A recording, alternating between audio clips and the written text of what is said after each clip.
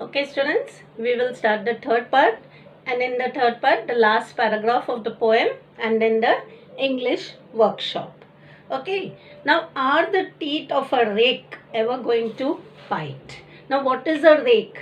Of course, today we have rakes, machines, yes, and rakes are nothing but it is like a farm tool, yes, which is used to dry the hay. Yes. Now these are called the teeth.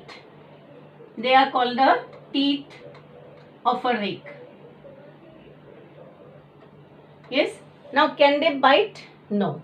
Whereas if you see the teeth of a human being, okay, the teeth of a person, of course, you will know that you can bite with it.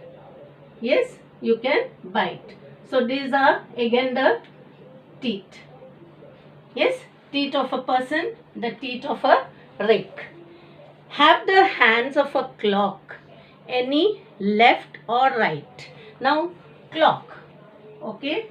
Now you know the clock has two needles, but we call them the hands of the clock, okay. They are called the hands. Now suppose the hours hand, the minutes hand, okay. Now is there any left or right? Whereas our hands, yes, we have the left hand, we have the right hand, correct? So these are the hands of a person, correct? These are the hands of a person.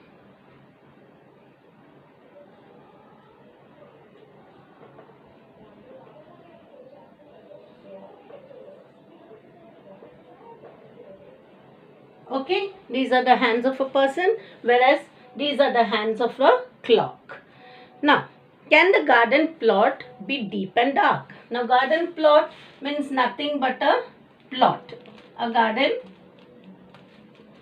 plot. And another plot. Yes, plot means a secret plan. Okay. Now, secret plan is always very deep, very dangerous and very dark.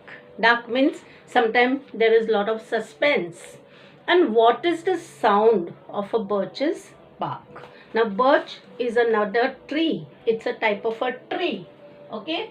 The birch tree. It's a very tall tree. It has got a outer covering. Yes. This is called a bark. The bark of a tree. Yes. And the bark. Yes. Okay. Now another bark. If you see, which animal barks? Yes. Which animal barks, students? Yes. You will see here, my doggy. Yes. Another animal barks. Yes. The sound made by the dog. So this bark and this bark. This bark means the outer covering of the tree, and this bark means the sound of the animal. So did you all understand the poem? Okay. Now we will go to the English workshop. Okay. Now see the activity 1. From each line in the poem, pick out the word that is homograph. Write the meaning. Yes. Now in the first stanza, see, I have explained to you all, students. You all have to understand and write it. First one, I will do it for you all. The bed is given, piece of furniture, and bottom of a river. Then second one, head. Head. Yes, head is what? The iron part of the hammer, and head is a human head. Part of a human body, head. Then foot. Foot is the lowest part of the mountain, and foot, the lowest part of a human leg. Whose. Now the meaning of whose is given here in your book. See it on the right hand side. A flexible pair, a flexible tube, and pair of stockings or tights.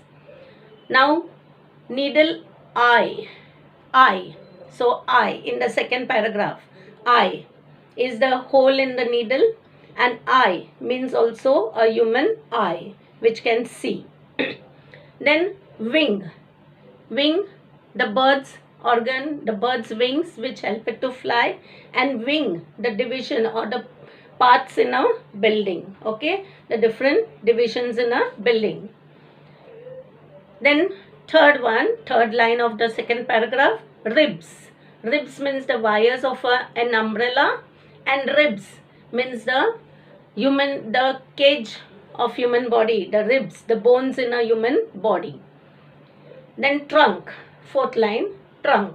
Trunk means what? The stem part of a tree, and trunk means a big iron box. Now, going to the third paragraph, teeth. Yes, teeth, the iron part of a rake. Okay, and teeth means a human teeth which help person to bite. Hands, the needles of a clock, and hands, the limbs of a human body. Garden, plot. Only take plot. Plot means the area of a garden, and plot means a secret plan. Okay, then comes the last line, bark. Okay, now bark, the outer covering of a tree, and bark, the sound made by a dog. Okay, so that is the activity 1. Now activity 2. Yes, write 2 lines from the poem which you find most humorous. Humorous means funny. Find from the poem 3 examples of interrogation. Interrogation, questions where questions are there. Pun, where there is double meaning. Personification, students, I have taught you all personification in the previous poem, so you all should know what is personification, where human quality is given to a non-living thing. Alliteration. Okay, now alliteration is where the sound is repeated. I will give you all the figures of speech. Now, going to activity 4. There is no need to do it. Just omit it. Now, activity 5. Mark it fast. She had a photographic memory but never developed it. First one, developed. He was struggling to figure out how lightning works when it struck him. Second, struck. Every calendar days are numbered. Every calendar's days are numbered. A bicycle cannot stand on its own because it is too tired. See, T-I-R-E-D, tired यानी थका हुआ, and tired means having 2 tires. I am reading a book on anti-gravity. It's impossible to put down the book. Okay? I tell you a chemistry joke, but I know it wouldn't get a reaction. What do you call Watson when Sherlock isn't around? What do you call? Homeless. I would tell a history joke, but it's too old-fashioned. Of course, history is old-fashioned.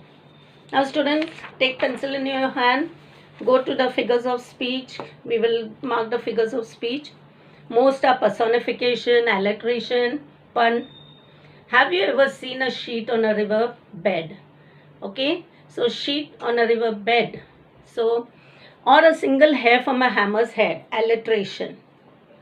Has the foot of a mountain any toes? Personification.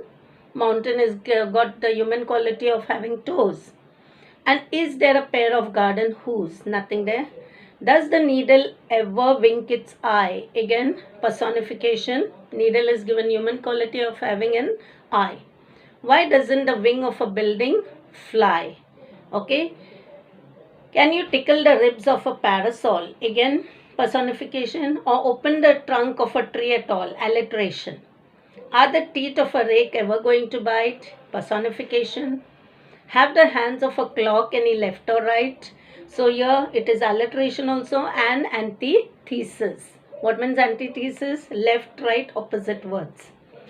Can the garden plot be deep and dark? Again it is alliteration. Sound of D is repeated. And what is the sound of a birch's bark? Now here birch's bark is again alliteration. Okay, so what is alliteration? When sound of any syllable or alphabet is repeated for poetic effect, it is alliteration. Okay, mark the figures of speech, fill in the blanks at the end. Okay, bye, see you all.